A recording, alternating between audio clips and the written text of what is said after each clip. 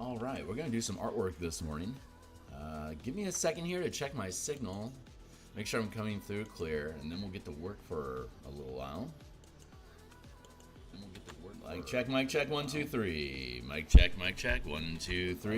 Mic check, 1, 2, 3. All right, sounds like it sounds a little echoey today. Mic check, 1, 2, 3. Check. Sound a little echoey today. Check, 1, 2, 3. Check. Sound a little echoey today. Check, 1, 2, 3. Yeah, that's probably gonna be okay.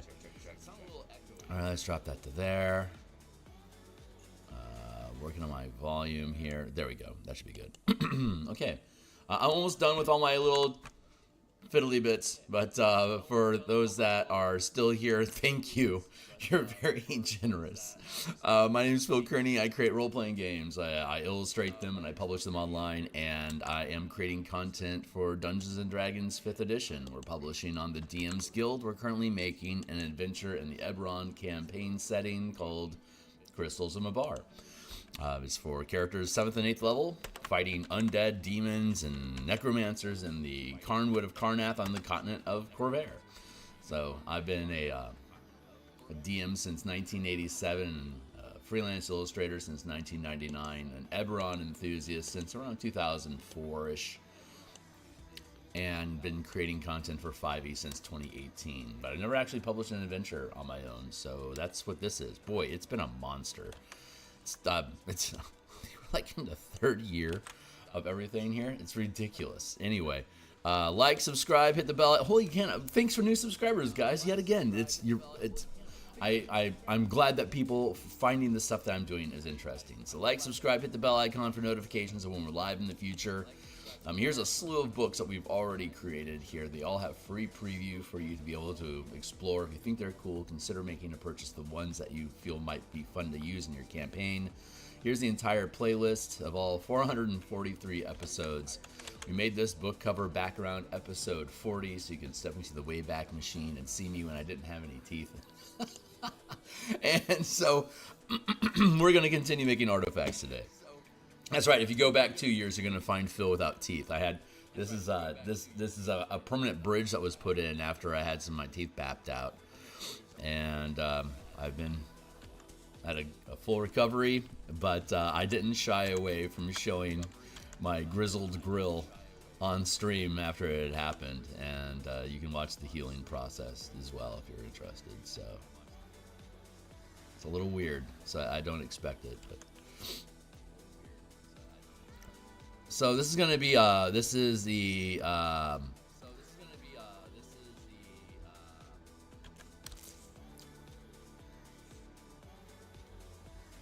this is the Parasol of Eberron, the Eternal Day. Always sunshine there. So the artifact that we're creating is a pun on the daytime.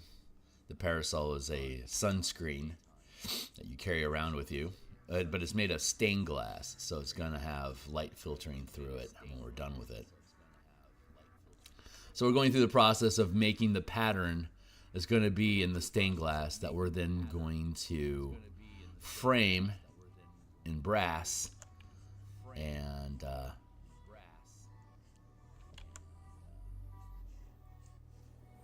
then we'll work on texturing.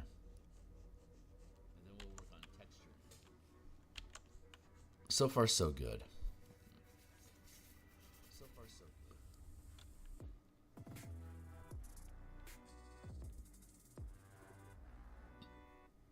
Yeah, so far, so good. Let's make the line art disappear for now.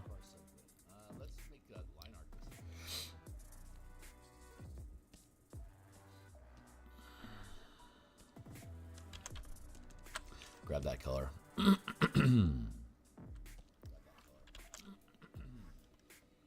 Well, hey, Fox, how you doing, guy?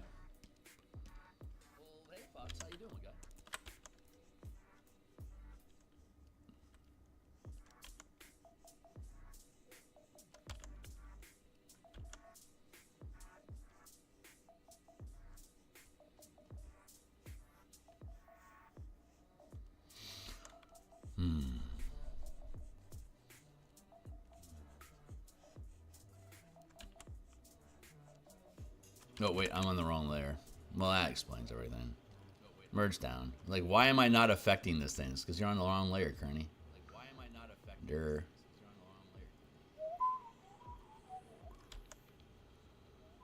Let's see.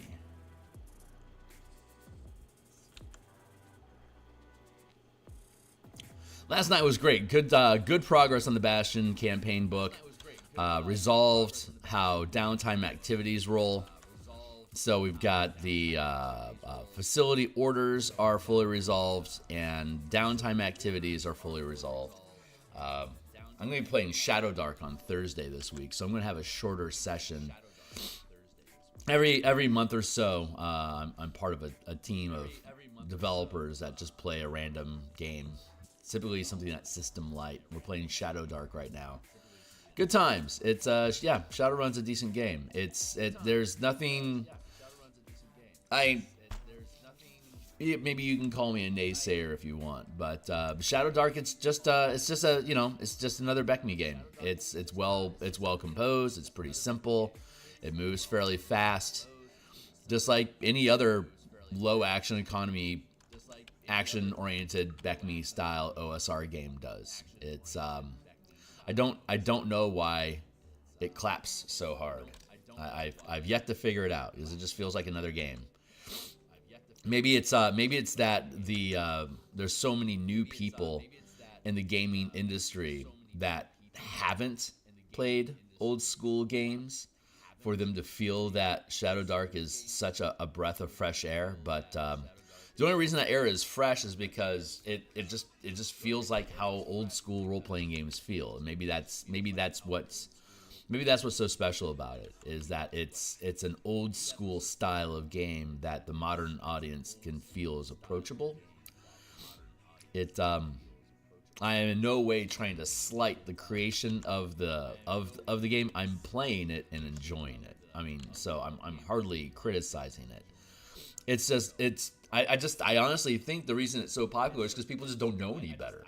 That it's introducing them to an old school vibe that they've never known made sense until they had the opportunity to bump into this game. So maybe the beauty of Shadow Dark is its ability to take people to the old days of consequences and harsh condition and absolute resource management that is such a divorce from where WotC has dungeon punked so hard that we've lost the perspective of why we're in the dungeon in the first place.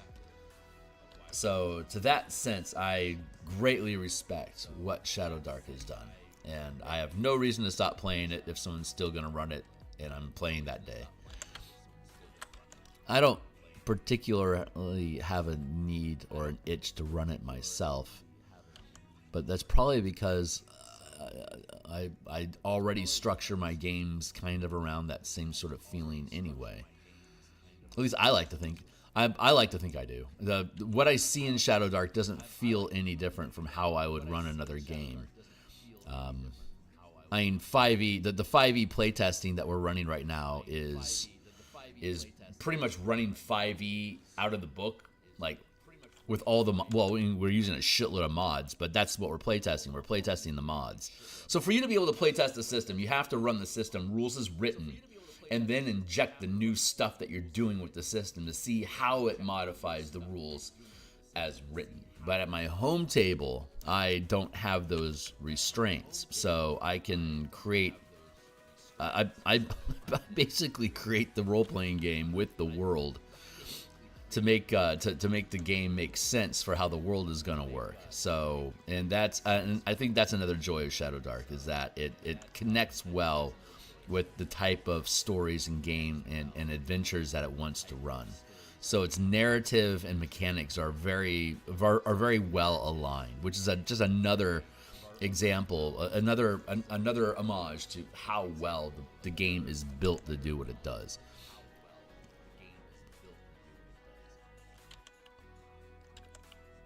So having said that, it's a system that allows for spontaneous decision making, has very little railroading involved with it, and player agency is strong. And that's the environment where most of us that are playing kind of operate inside of. Hey, what's up? It's super early back. I was a super early backer of Shadow Dark. My OSR games fill up way faster than my 5e or modern games do. The appetite is definitely there, and the players have shifted there once. Yeah. That appears to jive with the claims that I'm making. Thanks for the affirmation. It's simple. It's very, very simple. I wish, I was talking about this last night, I wish that 5e had properly executed the customization and options for ratcheting up or taking away from the economy of the game, which is something that Mike Merles has referred to in interviews, that it was supposed to be modular. And like, here's basic 5e, which feels like probably what Shadow Dark would have felt like. And then you crank up the action economy a little bit, and now it feels like 2e. And then you crank up the action economy even more, and it feels like 4e. And then you really, really crank up resources and action economy, and now it feels like 3e. But it still has all those. You can still deconstruct and take away all the different bells and whistles. You can take away the feats. You can take away the subclasses. And have it just run as just base class. Like, get rid of all the extra classes. Just have the base 4 with like 3 races, with none of the extra bells and whistles of 5e, and it runs like Beckme. I've ran 5e without feats, single class. I kept the subclasses in, but I ran an entire campaign from level 1 to 20. No feats, single class only. Just player's handbook core only. And it ran great. From level 1 to 20, I had no complaints as a DM at any point at all. It ran smoothly. It was pretty efficient. The action economy was about equal to what I would expect in Dark Sun. Second edition Dark Sun, it felt about the same. So I was like, yeah, this is a viable system. Let's roll with this. And we just stuck and kept playing with 5e and added more bells and whistles to it, and added more bells and whistles, and added more bells and whistles, and that's the kind of stuff that we're playtesting right now. Like, super high resource management, action economy type stuff. Very tactical. But my home table, it's just ability checks. All of our attacks, all of our exploration, all of our social encounters, it's all just a very basic ability check with a lot of inspiration points thrown in. And it runs. I play with my home. I've got a team of 5 people at my home table. They're coworkers. It's an opt-in, like whoever's available, whoever has a light enough workload today to be able to participate shows up. Our characters are basically a stat line of like 6 stats and some spells or magic items that we've looted, and we play for about an hour at lunch per week. And as long as we have 3 people show up, we can play, and we'll take up to 5. And we get shit done.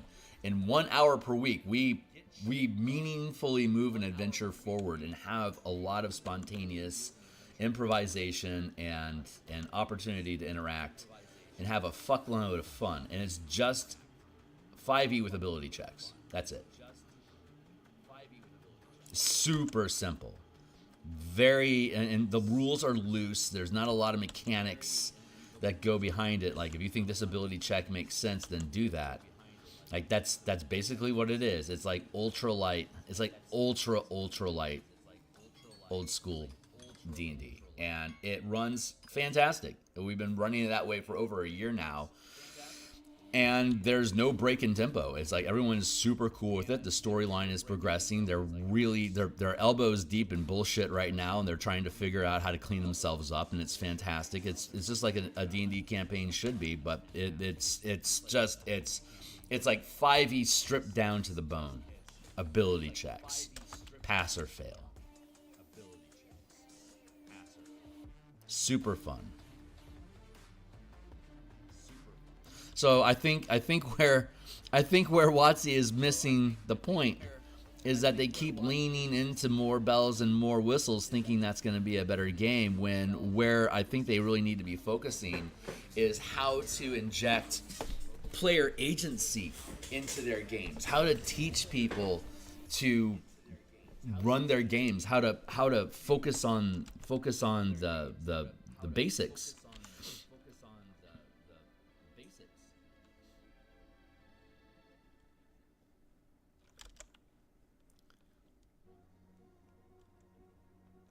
So we're probably 2 years away from me doing a Kickstarter. I think that's how long it's going to take for me to resolve all the 5e stuff that I want to do. But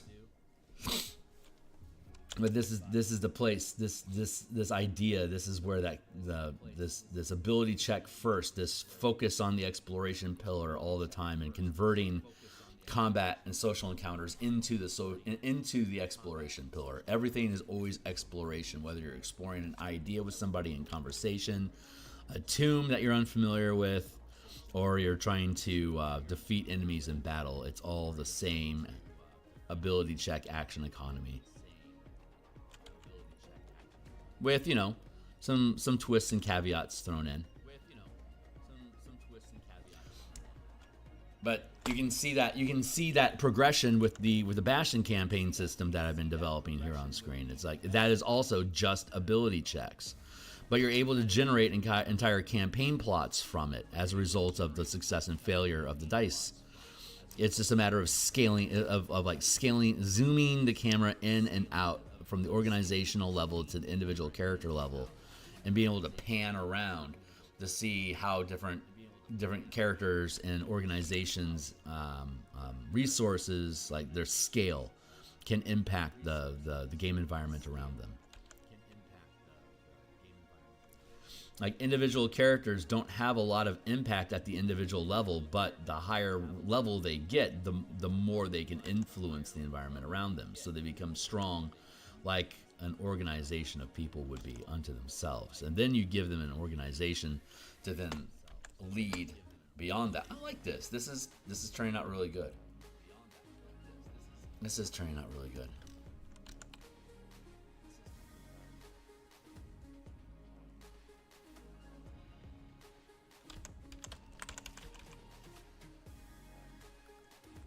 I see text. I'll catch up with you in a second.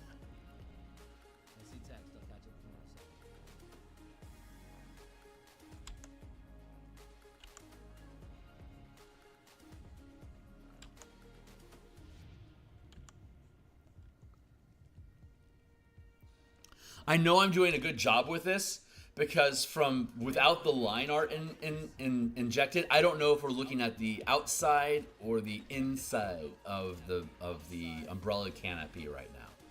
It's reversible, kind of like how the silhouettes of figurines, like when you're looking at a figurine, and if you just look at the silhouette from your camera angle. Like if your pose is something like this, you can see that this arm is back and this arm is forward. But if you were to flip it around, this could be the back of my head, and the arm is in front of it, and then this back arm is in the foreground. But it's just a silhouette, so you can't tell the difference. So that's generally that sort of positional symmetry. When you can feel it in your piece without any line art, then you're probably in a good place where you're making it correct. So I'm very happy to see this, and because of that symmetry, I can see that this arm here needs to be extended out like this. This is a very technically difficult piece for me.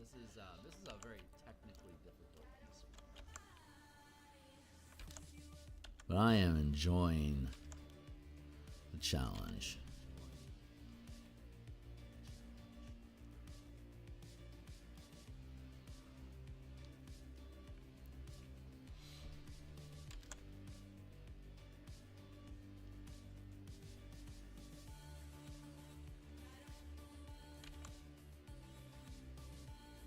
All right, what's that text? What's up?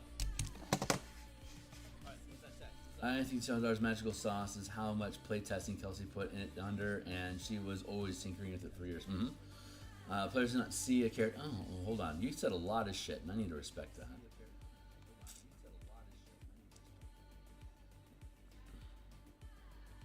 Players do not see a character sheet that looks like an 80s control panel. Rocket ship. Yes, very simple. Yeah. Agency and DM tools, no more player tools. Yeah, DM tools are needed, absolutely. The Bastion campaign is an excellent example of DM tools. It generates its own narratives and structures. Oi, hey Steve, thanks for the compliment, Fox. I really appreciate that. Yeah, it's a good piece. Like the Spelljammer book is way more complicated, but it's succeeded. Let me self-aggrandize myself more than that. I was successful at rebuilding the exploration, spellcasting, and combat chapters of the Player's Handbook in DMG to operate at ship scale, at 50-foot and 500-foot squares, and have 5e combat still function at that scale and be able to interact with the characters in real time during combat and exploration at these different scales. Beyond 500, like the mile, 10 miles, 100 miles, etc. I'm really proud of that, but it's mechanically intense because it needs to be able to replicate and interact with the depth mechanical tools that already exist inside of 5e as presented. Again, you take raw, and then you modify raw with the homebrew rules that you're creating or your variant rules to see if they actually work. And even though I enjoy an ability check system-like approach to my games, the Spelljammer mechanics are fully functioning at the level of action economy that I am playtesting at right now with the Martial Powers book, like a far more tactical system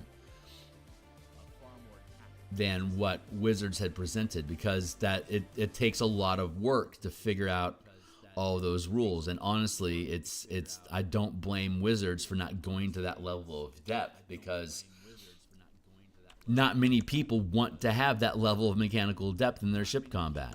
Most people say they want a combat system for their ships, but I don't think if they really did, I don't think they've thought it through. Like, what does all that actually mean? What all do you actually need to make that thing happen? The consumers know they're hungry, but they don't really seem to know what they're hungry for. So when they taste something, they go, "Ooh, that's good. I like that." But they may not. They might not know what they're tasting. You know, I'm kind of mixing allegories a little bit here.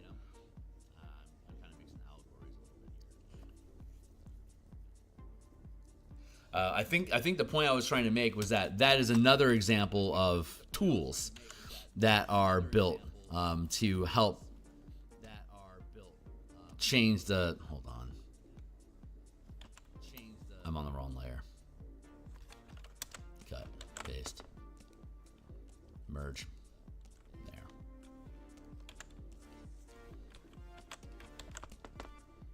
Merge.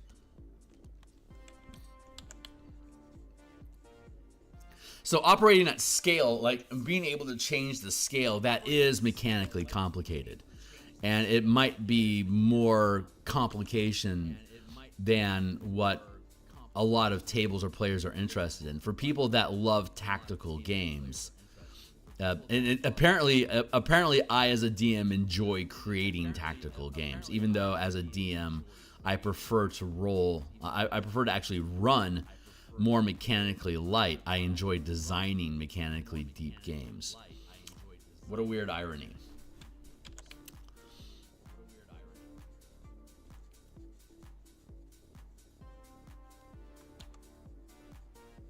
But I did that book mostly because it could be done, right? Like my whole shtick is building the machinery inside of the 5e game engine to run campaigns the way that you want to run them. And I think being able to build out something that's more mechanically complicated than you need allows you to then scale back and simplify that complication. Like, now that I know how to operate and scale, I can make mecha run off of ability checks just as easily as I can have characters running around a dungeon utilizing just ability checks to engage in combat and discover stuff and blah, blah, blah. It's just now that the scaling mechanics are in place and you understand how to change scale inside the game universe utilizing the game engine physics, you can further manipulate the mechanics.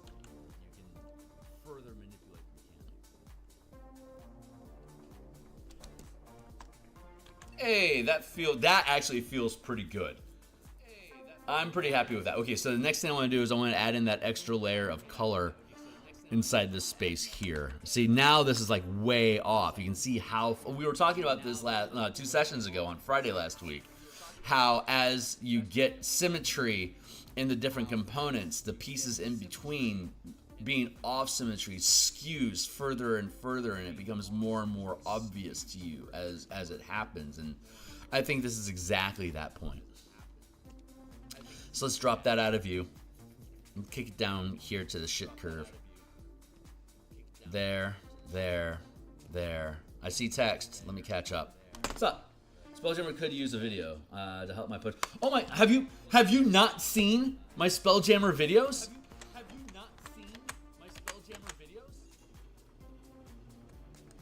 I did a whole series of videos explaining the mechanics of the book.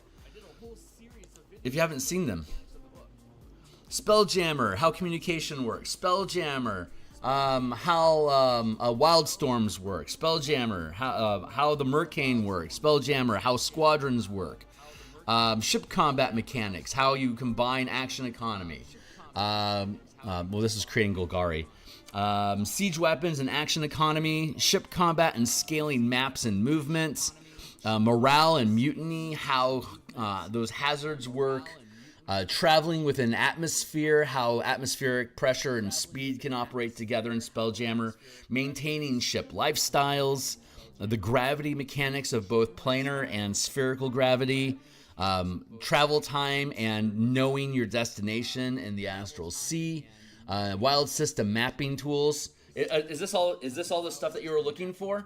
Because I invested time in basically going through the book and looking at all the specific subsystems to make sure that. And here's the Spelljammer Mega Kaiju, where we took the mechanics of upscaling creatures and objects to create a 1,000 foot space kraken that's attacking the Rock of Brawl. Oh great! Well, there you go. Enjoy. It's like pseudo scripted. I knew what I wanted to talk about. I had a bullet point list down here on the side of stuff that I knew I wanted to talk about, and I do. I talk about it. So, and I bounce between different screens, showing different examples of stuff and sketching stuff occasionally when necessary. Hopefully all this stuff is going to be a good primer for you to be able to flip through the book and see how stuff works. And after kicking through all, I mean, it's like 20 some odd minutes a pop, right?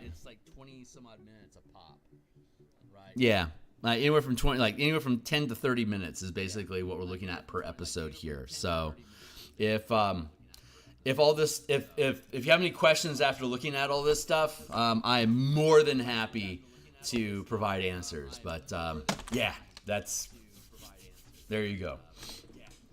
Excellent. It's not live play, but it does walk through the mechanics of how this stuff works. And I think I used some anecdotal examples of stuff that we had in our playtesting adventures when we had done that back when I made those things. But I'm also open to running sessions of Spelljammer just to get a feel for it. I mean, we're eventually going to do that anyway when we do the Mecha Kaiju book. I will be running a Spelljammer campaign with Mecha Fighter Pilots as your characters fighting monsters, kaiju monsters in space.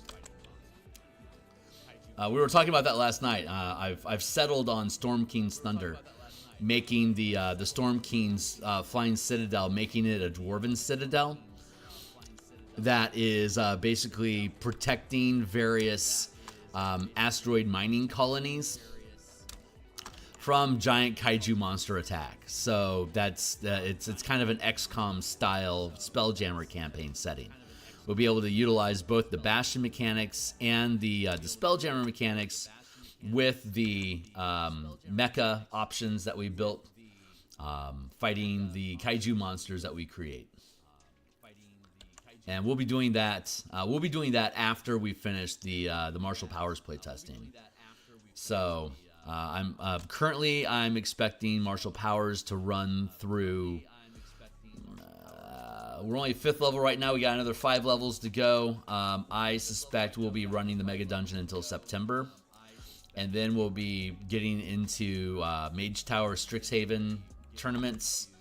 We'll probably do that through the rest of the year, but we can also do Strixhaven. We can also do, like, swap between Storm King's Thunder and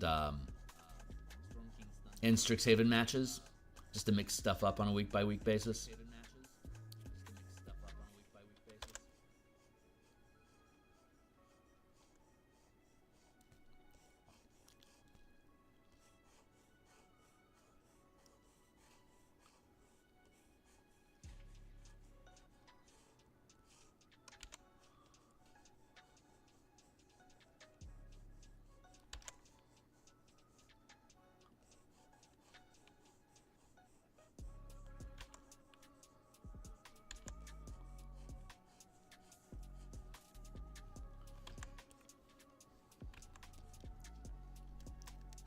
Sorry, Fox. I hadn't realized that's what you needed. I would have suggested that earlier. It just now clicked to me that, oh, that's what you're asking for. So I'm glad I invested time to do these sort of things. When I build a book, I like to do a walkthrough of the book. I did that with the Elemental Key book that I created as well. They basically walk through all the different concepts of it. It needs revision, and I've become a better designer since creating that book, which is great news because we're going to basically rebuild it for 5e24 along with the rest of the color mana mechanics. So stay tuned for all that. But then once we rebuild the color mana mechanics, I'll be able to walk through all of the mechanics inside the color mana system as well. And we'll do similar videos for this Bastion book. I like streaming the book, publishing the book, and then making stuff to talk about the book. That just seems like super fun to me. Yeah, this is working out. Hakuna Matata. Hakuna Matata means no worries, rest of your days. African catchphrase. Alright, this is where we're at. Or is it? Hold on. Hold on.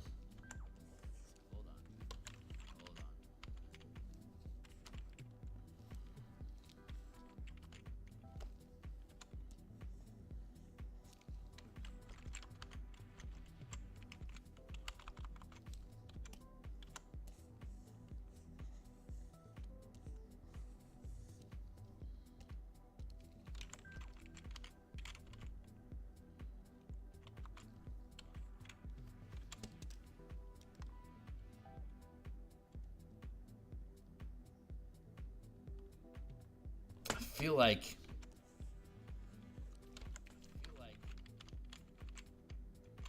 this should be up more.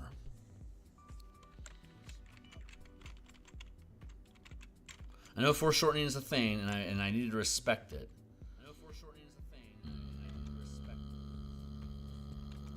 Ja.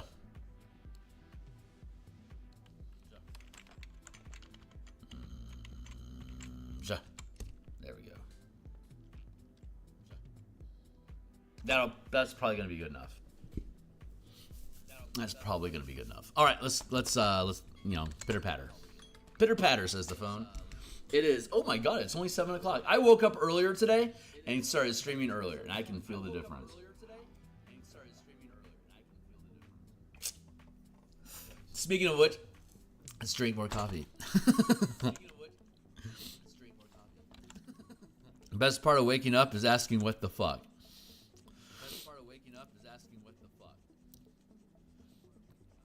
That was they did not go with that version of was that I think that was Folgers. Yeah, what best part of waking up is Folgers in your cup? That's how the slogan went. Good for you. That's a good slogan.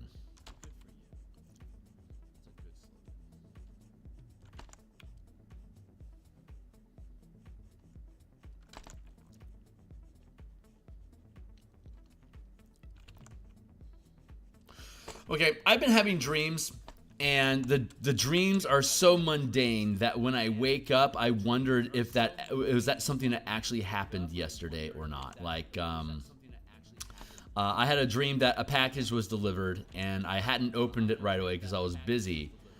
And then last night when I woke up in the middle of the night last night, and when I woke up last night, I was thinking, I wonder what's in that package. And I actually got up and looked for the fucking package. It's like, Kearney, that was a dream. That did not actually happen. I got like a spider bite or something on my hand. And I went looking for it on Sunday, and I couldn't find it on my hand. I'm like, did I fucking dream that I got bit by a spider and it didn't actually happen? And then I eventually found it. I'm like, oh, no, that was real. So my matrix is starting to break down over here. I don't know if that is a sign of dementia or not, but I'm cataloging it here now for reference. That my dreams have gotten weird lately, and I can't offhand understand or justify why. They're just more mundane and based in reality than most of my dreams have ever been. Like the last quote unquote fantastic dream that I had was trying to go home, my childhood home as an adult, going back to my childhood home, and then some unknown woman showing up at the front door with a flamethrower, chasing me across the yard with flame, trying to keep me from getting inside the house. I'm like, boy, that feels like some sort of whispered message from my subconscious about unresolved childhood shit. But that was like a month ago, and since then, all my dreams have been so mundane. Like I said, it's like I like this could just be a normal day of life. My fantastical dream world is exploring mundane slices of life apparently right now. And I don't feel robbed of it. It's just really fucking confusing to be able to remember your dreams and not remember whether or not that was real or not. That is obnoxious. I used to rely on my dreams being so ridiculously fantastical that it was obviously a dream immediately, to the point where I could realize it, get lucid and actually realize in my dreams, oh no, this isn't real. This is beyond possibility. This must be a dream. And then I could, until I got excited, I'd be able to mess around lucidly with the dream state. And it's been so long since I've had that fantastical state in my dreams. I kind of miss it a little bit, but at the same time, I'm kind of excited about what is reality trying to build here, that it wants my dreams to be as mundane as real life. Like what's the plot that's happening in the background that I don't get? It's exciting to me. Thought I'd share. There you go. Oversharing again. In the army, we had a private folder, a PvT folder in our unit. We were terrified when he's saying, I almost spilled my coffee out. My reaction when he's saying that. I'm sorry, what was I singing? I'm gonna have to go back and listen because I don't remember what the hell I was singing. And Fox, that you were in the military at one point does not surprise me even in the slightest. Oh, Folgers in your cup. Thank you. Yeah. Hey, Astro, how you doing? Yes, I'm using a tablet. I'm using a Wacom Intuos Pro 2. It's a 6x10. And I use the Art Pen TM extension, the base Intuos 200s. Intuos 400, I think, is what this series is. They're such a low budget board. No, it's Intuos 2, and they're $300 at Best Buy. There's a Best Buy literally 2 blocks away from me. Then there's 3 of them on inventory right now. So if something goes wrong with this tablet, I can walk over and buy a new tablet, walk back over, and then plug it back in and be up and running again, literally within 30 minutes. So it's super low tech. The Art Pen TM is standard with a Cintiq, because a Cintiq is a screen on screen, like actually draw on the monitor. I'm legally blind, so I can't do that because I use a 32-inch monitor, and it's absolutely massive, and it's only about a little less than a foot away from my face. Because that's the amount of blindness that I have. So I have to use a small Intuos board because I only have about this much space between my chest and the keyboard that I use for the quick keys. So my hands are like this. I'm drawing on the Intuos board here. My hands are on the keyboard here, and up here is the base of my monitor. So going back to the space, here's the monitor. So it's a very small space that I operate inside of. I don't use that like full shoulder arcing gesture stuff that they talk about. Now all my stuff is basically inside the elbow space or wrist. So the style of art that I use is small strokes that are sketchy. See, this is probably the biggest movement I'll make. So very, very small environment, small tools, inexpensive tools. I use Photoshop. Because I don't see any color, Photoshop has always been the best machine, the best software for me to be able to play around in the RGB space. I used to do CMYK print work in the early 2000s when they started switching over print on demand to have access to color printing. I was messing around with CMYK. But my problem as a colorblind artist is that I can't proof. I have to rely on someone else to do color proofing, and so that's a big problem for me being self-sufficient in my work. So I've just naturally therefore gravitated to PDFs. I can control the visuals of the PDF. What you see is what you get. It's on screen. The colors look the way that I want them to. I don't have to worry about color matching in print. And when I get into printing Kickstarter projects, I'll be working in probably black and white line art.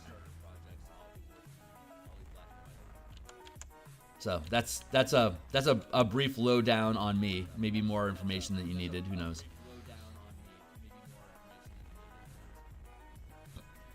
So now I'm sculpting this wedge to better fit the space here.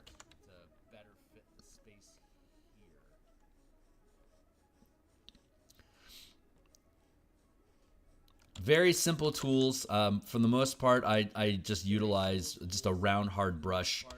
I have a number of very fancy brush tools that I do use for environmental stuff like foliage and stuff like that, or for mountains. It's all based off of Bob Ross stuff. Actually, now that I've got my 500 plus channel confirmed, and my 3,000 hours as a limited partner on YouTube, I need to follow through on my promise and post my my brush kit on my Patreon. So I'll be doing that this weekend. So y'all, anyone that's actually interested in art or utilizing my toolkit, it will be there for you. It'll be available for free for anyone that's a patron.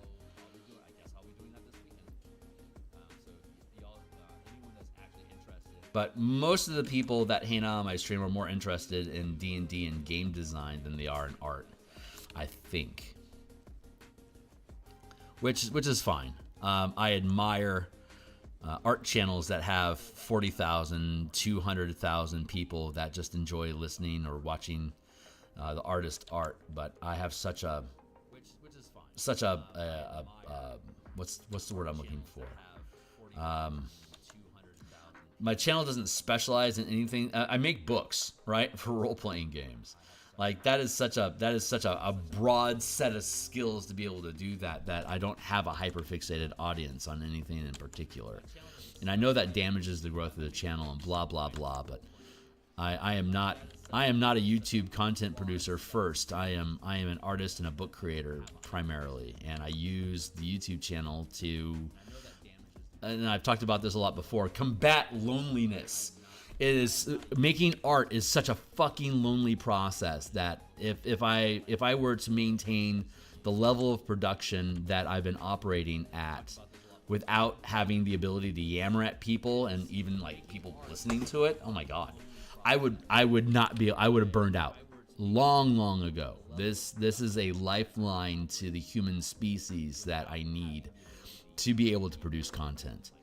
Like being able to create a team of players that are legitimately fun people to hang out with as part of the playtesting process has been a massive blessing, which I wouldn't have gotten access to if I didn't playtest or if I didn't stream every day, you know? Like having the encouragement from people is like, no, actually this is worth our time looking at this. That is inspiring to have me show up every day and just get shit done. As long as we keep getting stuff done every day and pushing forward, we eventually publish something.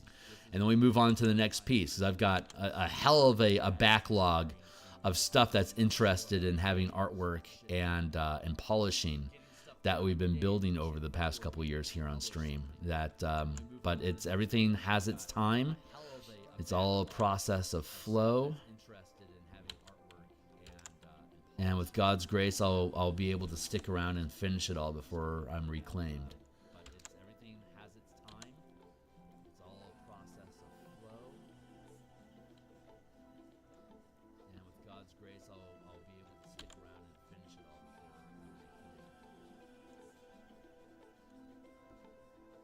be able to stick around and finish it all before I'm reclaimed. Don't mind me for a fit of silence.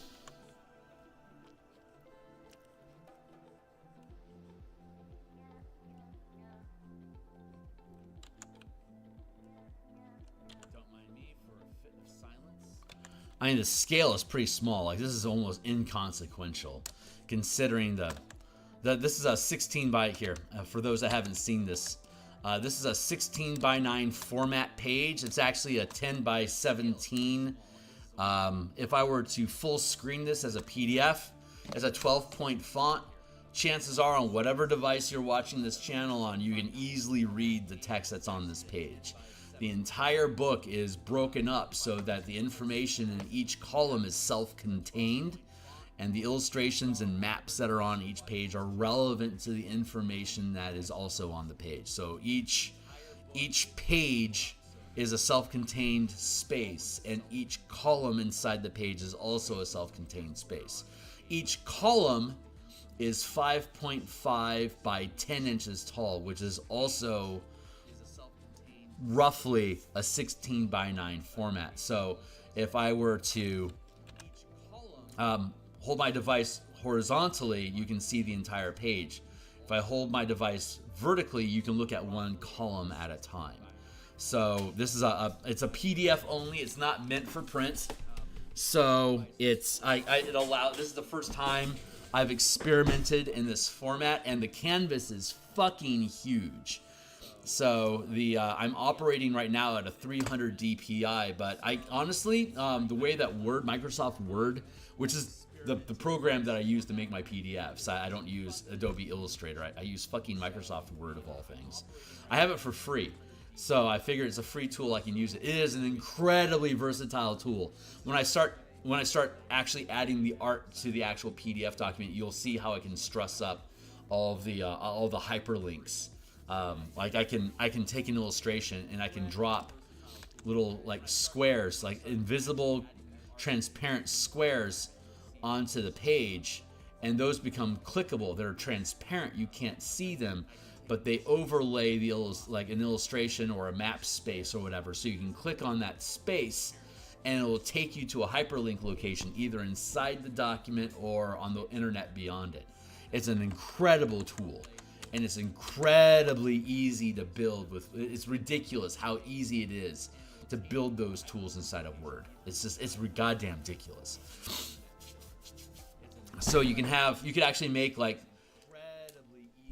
adventures, like PDF adventures, like player experience adventures, where there's hidden clicks inside of the document, like you don't know where the hidden spots are at until you mouse over them, and then you find them. So in that sense, you could build, like, you could have a painting of a room of stuff and not have anything obvious, but if you start mousing over different objects, you can see your mouse convert from arrow key into a touch tool, kind of like those old mystery games that they had, like those Yahoo game, like the mystery where you had to find the clues inside the painting. You can do that stuff with Microsoft Word very easily, but its resolution is capped at 150 dpi.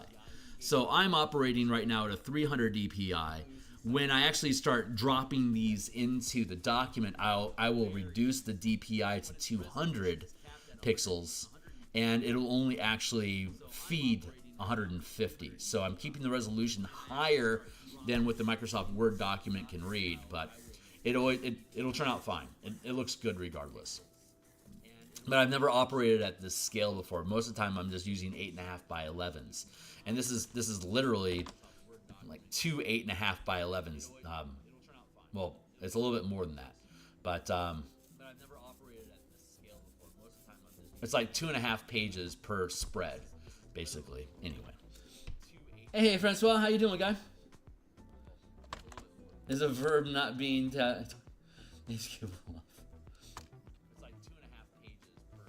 Yeah. Seek find. Yeah. So I use that same format. Hold on.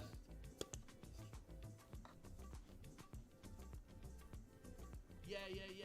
Seek find. Yeah. Here is one of the maps. If it'll open.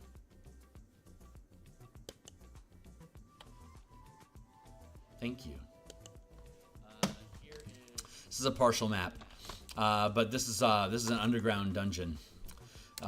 So there's a water environment. There is an irradiated magical Holocaust region being created by the Manifest Zone that this adventure takes place in. And then there's a clean air zone where the air is fresh and not poisonous. So you have these three different environments here, but when you scale out, I can have an overlay inside the PDF when I have this map on the page. This will take up 2 columns. So I'll have one column over here with descriptive text, and then this basically fills 2 columns on the page. It's like you can see like this square space here. This will fit inside that square space. So when I'm building the map, I'll have all these rooms separated as different hyperlinks. So if you click on the room, it'll take you to the page in the document where that room is being talked about, and we'll have the map of that room specifically zoomed in, so you can see what's going on in that room more specifically. So that's the stuff that I'm beginning to work on off screen in the evening, is breaking up the map and dropping it into separate segments like this.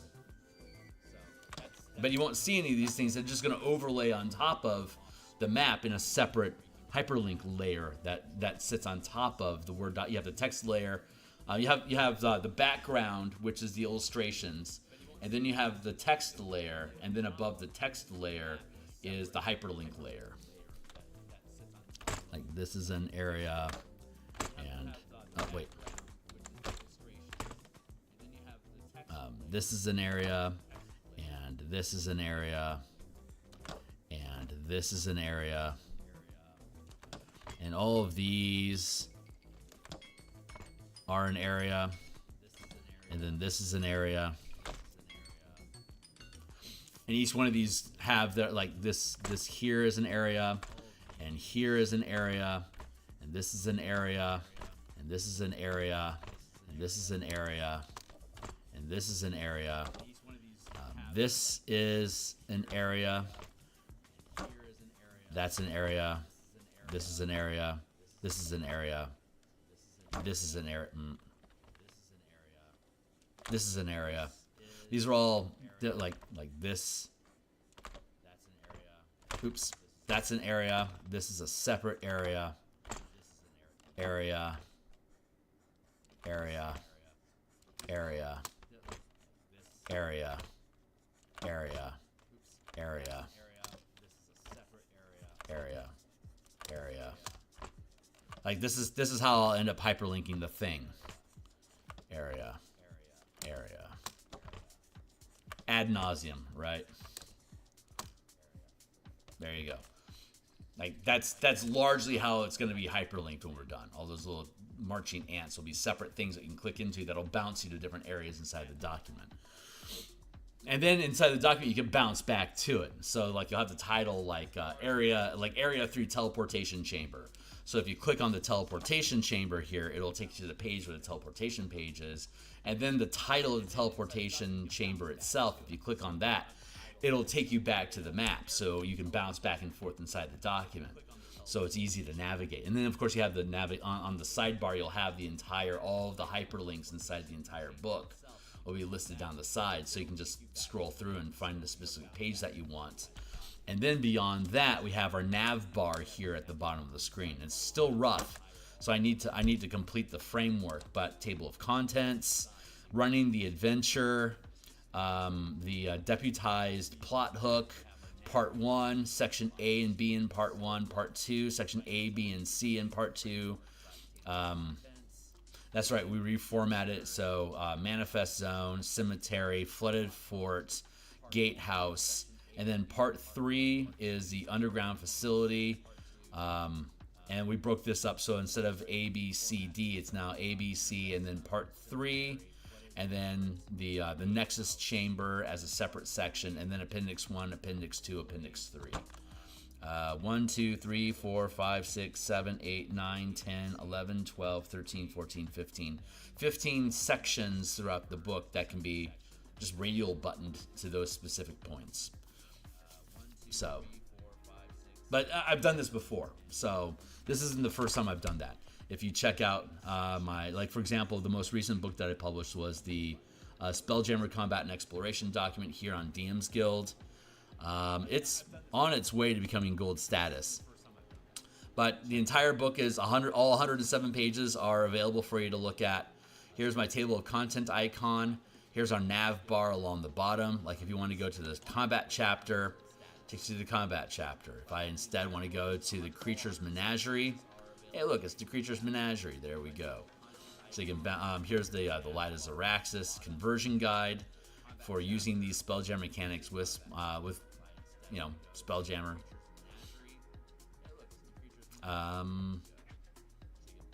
Let's see.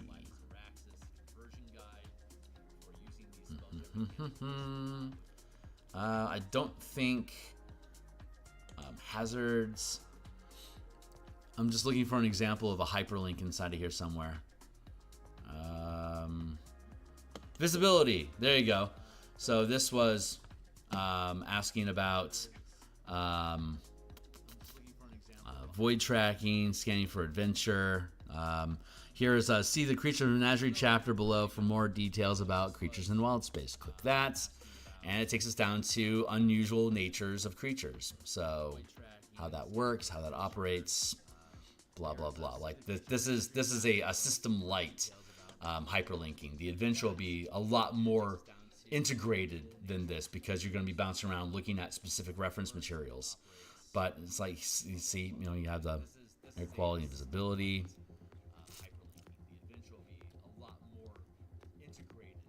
Air quality and visibility.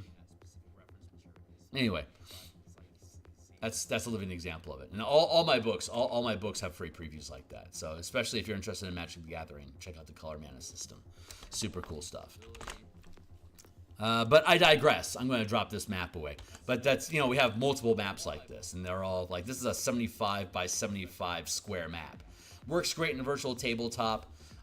We're going to have a folder of just the black and white line art of this, and it's going to be broken up into pages of 10 by 17 or 11 by 17 pages that are like legal documents, like the legal pages, like you know, the legal size pieces of paper that you can buy in bundles. So you'll be able to take this and feed it through, and you can break up the, if you're at a tabletop, you can just print out what pages you need for that particular dungeon, and it'll just be black and white. It's very simple. But it's a physical copy that you can actually create and put onto your tabletop if you wanted. Otherwise, I just assume that you're going to be using virtual tabletops and just dropping these things into the VTT. So, which works great.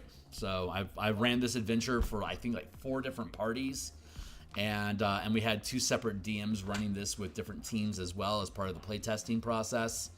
And VTT worked great on these. So, but I'm a big virtual tabletop enthusiast because, you know, I'm so fucking blind. having the screen be something that I can interact with is super useful for fills. Where are we at? 7. Okay, I've been monologuing a lot, so let me get back to work. Having the screen be something that I can interact with is super useful. Where are we at? 7. Okay, I've been monologuing a lot, so let me get back to work. And these are the this and this. These are the only shapes that we're actually going to go with right now.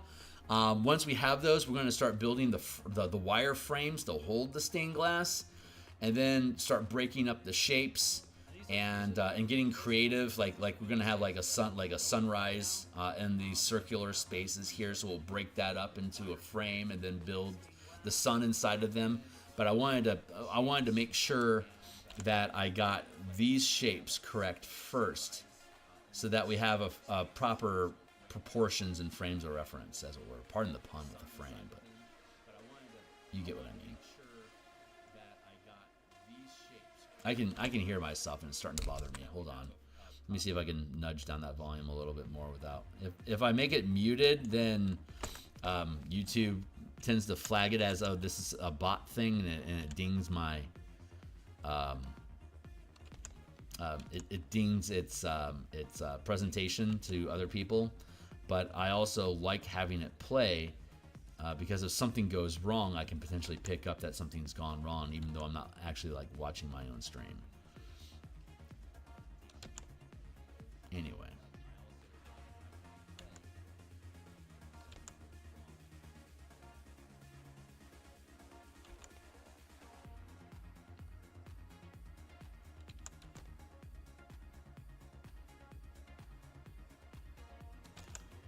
Once I get this figured, once I get this all shaped, then this is just the interior. It's a glass parasol, so you can see through it. So I also have to do the exterior of it along the outside here. This is just the inside curve. And then I'll have to figure out how to do the outside curve, overlapping it. And then we're gonna have overlapping transparent glass that are further modifying the color of each other. That's why it's so complicated, which is why I'm trying to be so, not like, you know, ultra precise, but getting it so that when you look at it, it doesn't just immediately say there's something wrong, right? Because it's going to be very small compared to everything else that's going on the page. So it's insignificant in that sense, but I don't want it detracting from the overall aesthetics of the page. And nothing distracts you like an obvious mechanical flaw that, you know, the quote unquote, the artist should have known better. I don't want to be that guy, so I'm willing to put in the work to make sure it's it's in a state that I can be proud of it.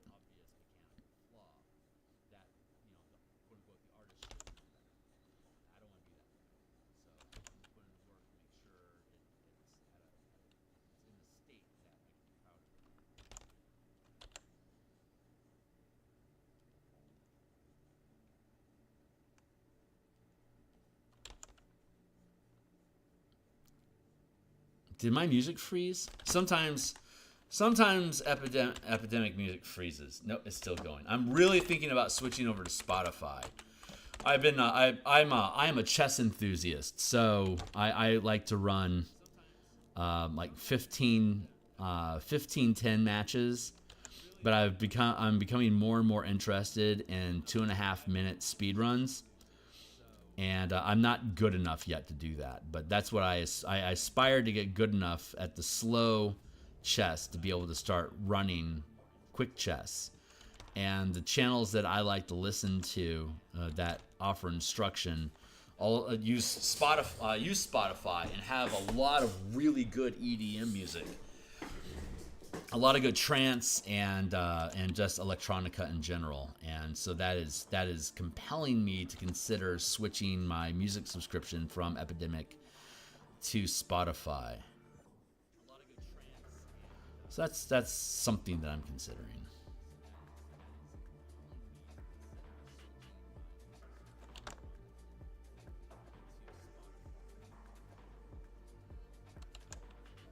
I've literally been listening to the same music list for 2 years now, and I'm not tired of it yet. It's just I just like the music I've been hearing on Spotify lately. So it's compelling me to consider it as a different channel. I don't want to pay for both of them.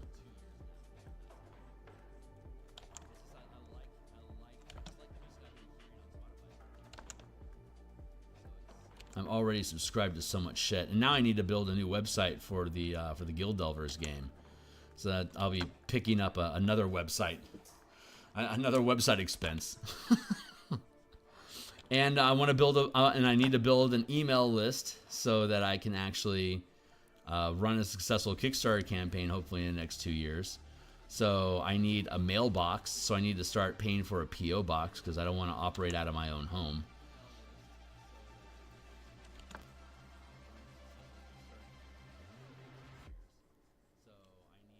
The trademark costs $700. Expensive. But it's worth it. All that to say is I don't need another subscription. I'm willing to swap subscriptions at this point. I'm getting that with channels on TV too, like dropping Disney Plus because like Daredevil isn't enough to have me pay a subscription each month.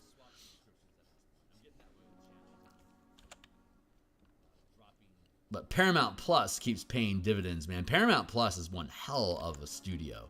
It's not actually Paramount Plus, it's MTV Studio. MTV makes just the best fucking shows, like 1923, 1883, and then the Montana show that just recently wrapped up, whatever the hell that was called, I forgot, but it was the same series as 83 and 23. Tulsa Kings is also MTV Studios. I want to say School Spirits is MTV Studios. They've in the past 3 years. Outer Range I think is MTV Studios. Just banger after fucking banger. MTV Studios has really got it going on. Like MTV Studios for live action series is as good as HBO Animation Studio is for Harley Quinn and Infinity Train. Just high quality shit. So Netflix, Prime, and Paramount Plus are my 3 top picks. And I'm fine with flopping between Disney Plus and HBO Max. But that's just me. I don't consume a lot of media, but when I do, I binge it.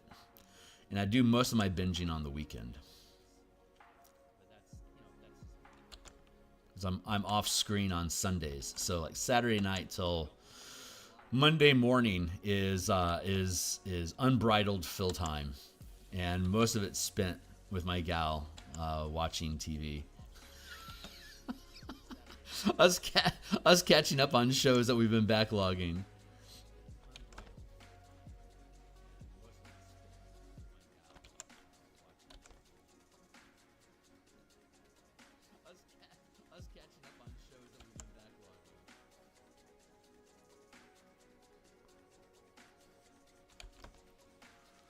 There we go.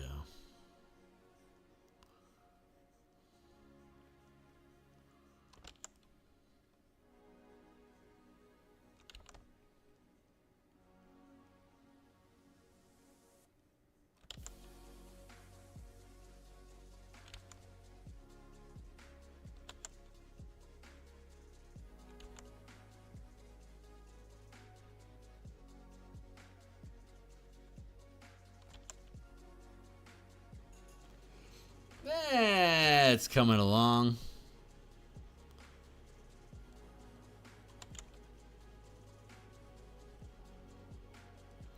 It's far from perfect, but that's okay.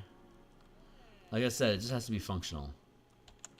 And I think the wire framing is going to help a lot. Right now, it's just blurbs of color that helps with the balance of the piece overall. But once we start framing everything, like stained glass style, I think it'll really look good.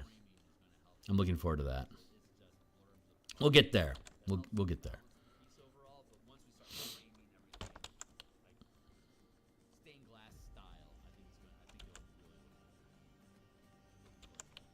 But we're going to be here at lunch today at around 2 o'clock Seattle time, which is about 6.5 hours from now. We'll be back on continuing our work on the Spellpoint Sorcerer. We will be working on Wild Magic Sorcerer today, and we'll work on it again on Friday. If we get through Wild Sorcerer quick enough today, we'll start in on the Forsaken subclasses with the Divine Soul, and then the Shadow Mage, and then the Storm, the Storm Sorcerer, and I think there's one more, and we could potentially have all that done by this Friday. And if we do, then technically Spellpoint Sorcerer is done.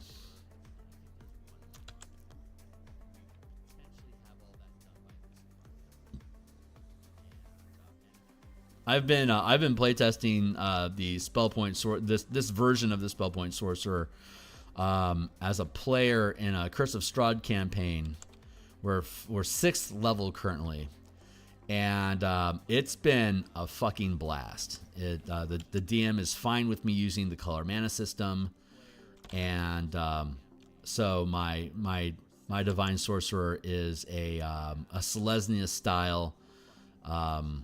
Devoted to Selûne in it's Curse of Strahd, so we're coming from Forgotten Realms. So we all worship the same goddess, which is Selûne of the Moon. And so I'm using white and green magic. So all my spells from the sorcerer list and from the cleric list are either white or green. And It's been I have all the spells that I want. It's been working out fantastic. A lot of spell power on the cleric list comes out of white magic, and all the healing is either white or green. Web is one of the control spells, battlefield control spells that I use most often. Basically, my character rotates between Guiding Bolt, which is a 1st level white spell, Web, which is a 2nd level green spell, Healing, Cure Wounds, which is both white and green, and then Bless, which is also a white spell, and Spirit Guardians, which is also a white spell. So almost my entire stack of spells can be done naturally with white magic. So at 6th level, I have 26 mana to split between my meta magic and my spell casting. And the meta magic that I have right now is Careful Spell for the Web, Quicken Spell, so I can crack off a cantrip damage spell and Guiding Bolts in the same round, and then split spell, so I can dual cast, so I can spend 2 mana to fire off 2 Guiding Bolts at separate targets.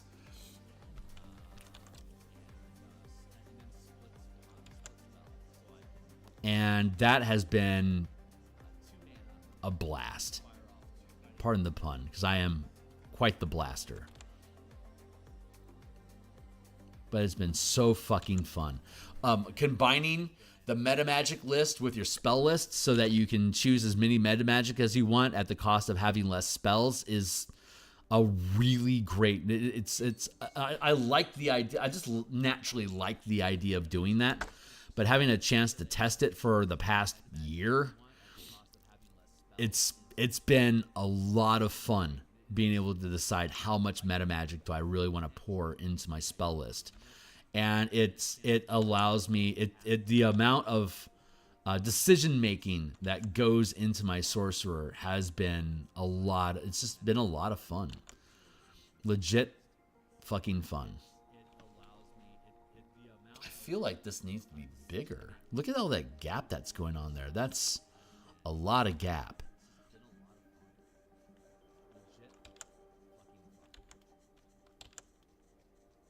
So I'll be working on that later on today. I'm looking forward to it. Sorcerer and Artificer are my favorite classes in D&D, 5e. Psionicist was my favorite in 2nd edition. In 3rd edition, it was Warlock and Sword Sage. And in Beck-Me, it's Cleric.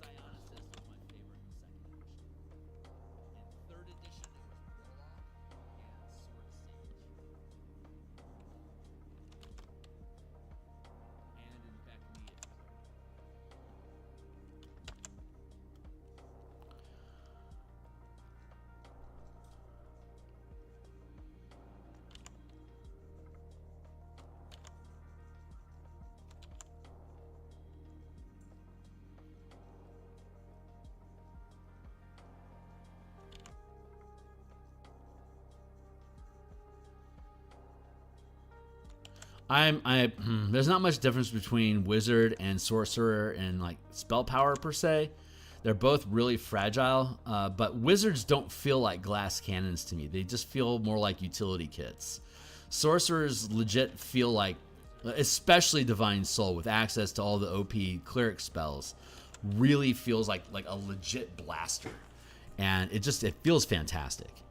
Huge fan of sorcerers.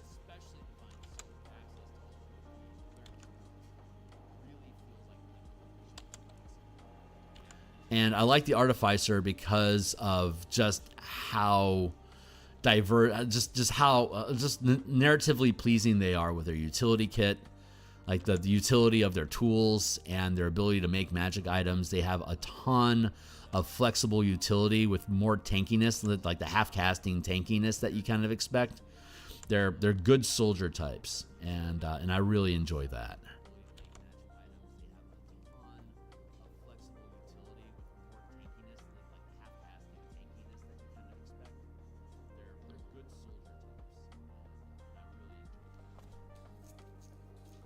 That's balanced, but yeah, this is off. So I think what I want to do. Let's see if I can cheat this a little bit.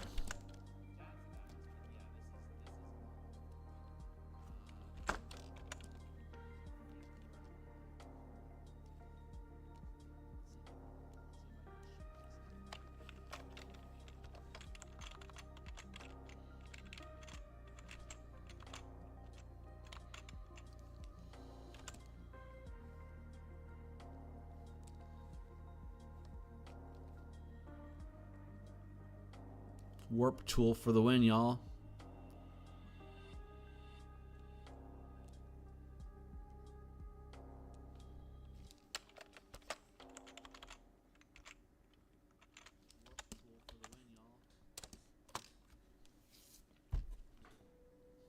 It's not horrible. It's not perfect, but it's not horrible. Let's go back through here and just trim this up a little bit. Not horrible. And then we can start doing frames.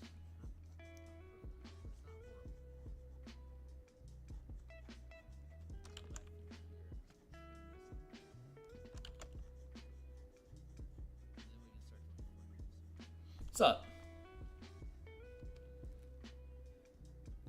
Playing Wizard. Francois, always rogue wizard, but paladin bard is a second. Yeah, my paladins are fucking strong. There's a lot of merit to each class, and I respect their individual skill sets and power. But yeah, I think it just comes down to aesthetics. And yeah, if you know what you're doing with spells, wizards are ridiculously dangerous. But that just comes down to like adventuring in general. Like the more skilled a player is at delving in general, like knows how to watch your corners and cover your 6 and all that other shit.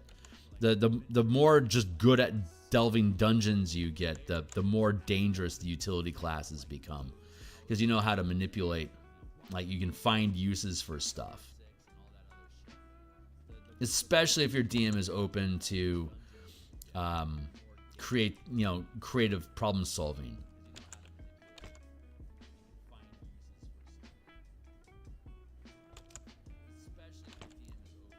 That's when the flexibility of spell interpretation becomes dangerous.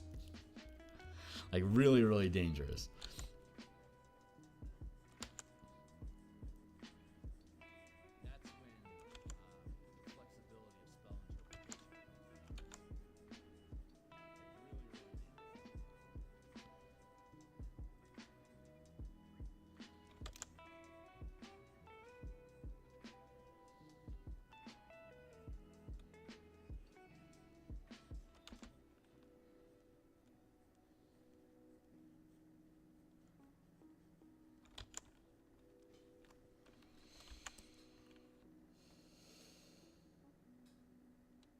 It feels pretty good. It's a little pinched here.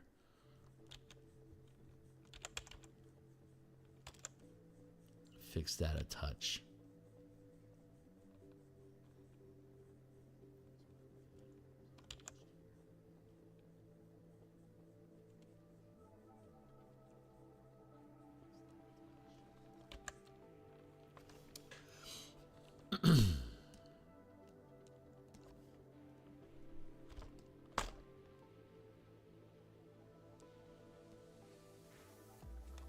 Trash folder.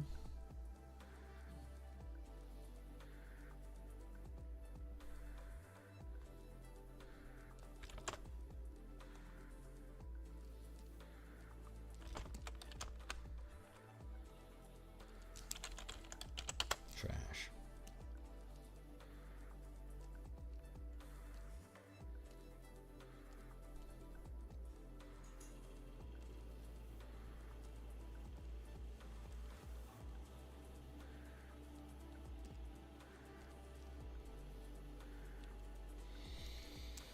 Okay, I think I'm at a place now where I can start working on the interior stained glass.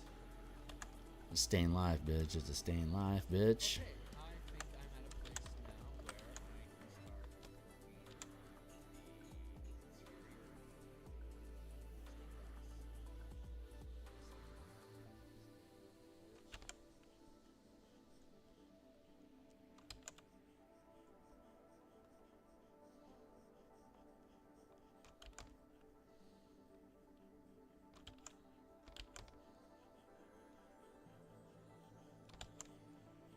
Pardon me while I directly contradict myself immediately.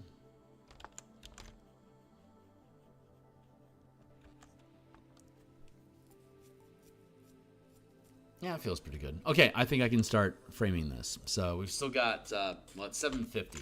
So I ain't got a lot of time. I'm going to make the line art disappear here real quick. We're going to frame. We're going to build a layer called frames. We're going to work in black ink right now for the frames. We're going to choose a frame size. Looks like 3 pixels.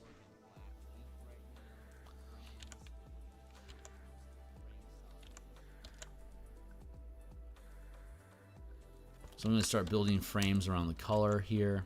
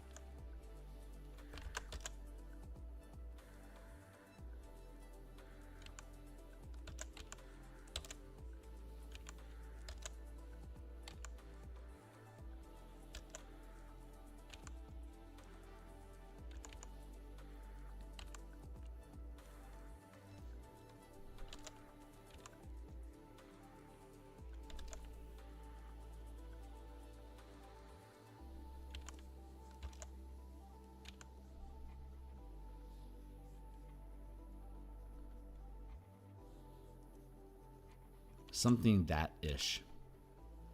Hey, it's April Fool's Day. Welcome to the first, y'all. First day of April. Cheers. So we're gonna be doing this type of patterning for each of these with the curvature and stuff. I'm gonna put in an extra new layer here.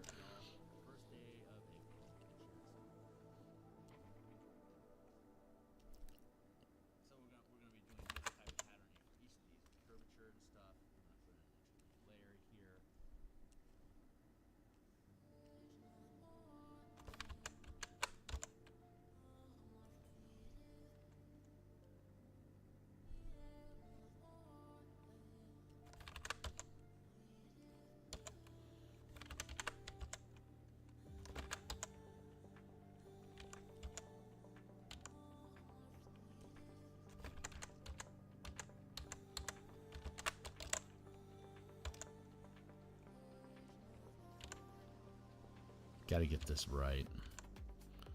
There we go.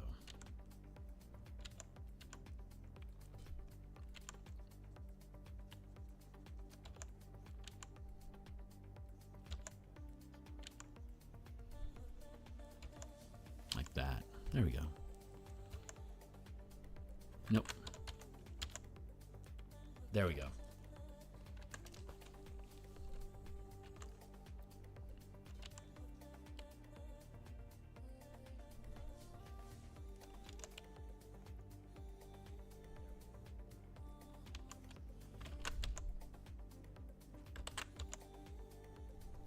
Come on, baby. Get that line. Thank you. So I can like drop yellow, and then I can do like yellow, red, yellow, red, yellow, red, yellow, red. Yellow, red, yellow, red, yellow, red, yellow, red, yellow, red. Something like that.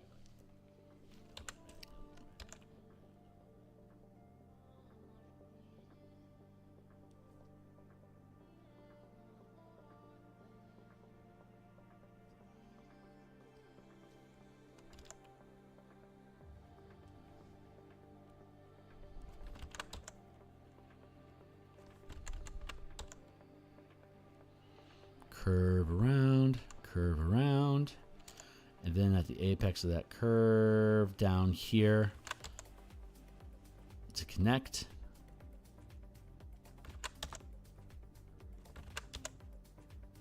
It's basically, at this point, we're basically just making like tribal tattoos out of stained glass, right? I mean, that's basically what this is going to come down to.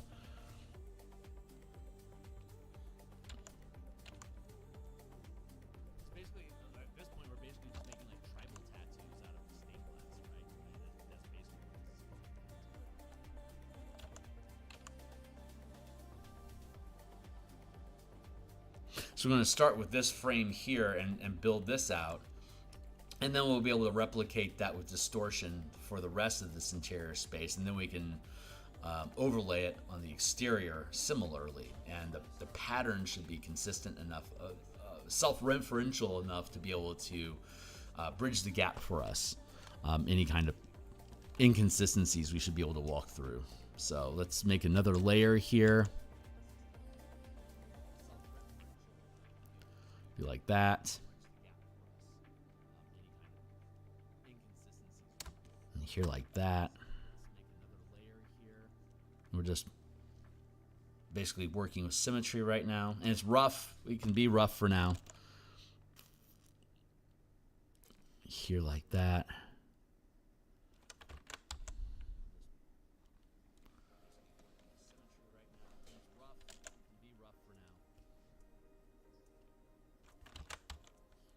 Ooh, it's raining. You can hear it pattering on my glass. Wonderful.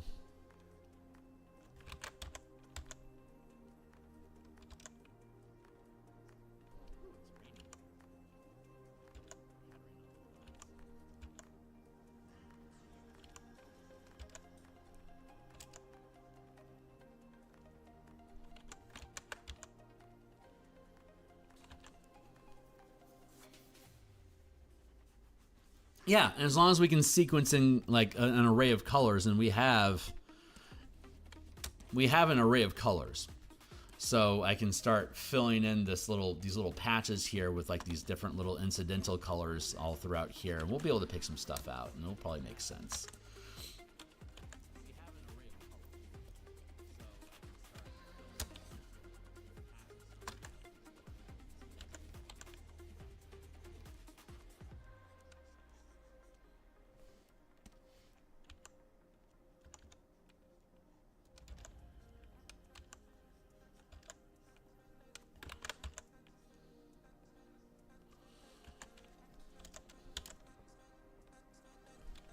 Let's make another layer here.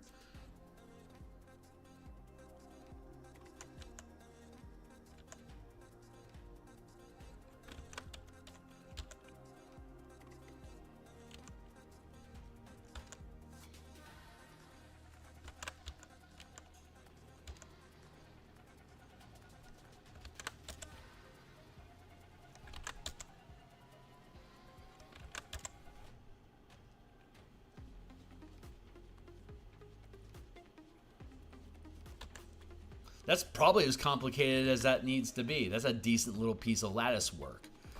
So we'll come back and yeah, we're going to go ahead and cut. Yeah, it's 7:58. It's time for me to kick. So we're going to kick out of here for now, but when we come back, we're going to replicate that wire work here throughout these different wedges to see if it looks good, and then we'll do something similar up inside this space here. And yeah, we'll just keep attacking the problem until it's resolved. So we'll come back and we'll do more of that tomorrow and the next day, and the next day it's yada yada yada until the whole world is done. And yeah, more mechanically complicated. Well, I wouldn't say more detailed than the Cauldron of Kithri, but it's certainly more mechanically complex than, say, the Seed of Lamia. So, but overall, I like all of them, and I don't feel like this one is particularly. Maybe it has too much detail, but fuck it, it's where it's taking us. That's what we're gonna do with it. We might simplify it, maybe less line work. We'll see. For now, this is where we're at. We'll see the complexity, and if it makes sense, it makes sense, and if it doesn't, then we'll rebuild the pattern to be something less complicated. But for now, I like it. I don't think it's any more difficult than the Krillin is. So this is going to be fun to illustrate too. This will be fun to color. All right, this whole thing has been fun to do. I'm out of here, guys. I'm going to be back. I will be doing Spell Point Sorcerer, Wild Mage, and Divine Soul later on today. Knocking over my figurine posse. There. Put that away. We'll be back at 2 o'clock, which is 6 hours from now. So I'll see you guys then. I got to bounce. All right. Bye, guys. Later.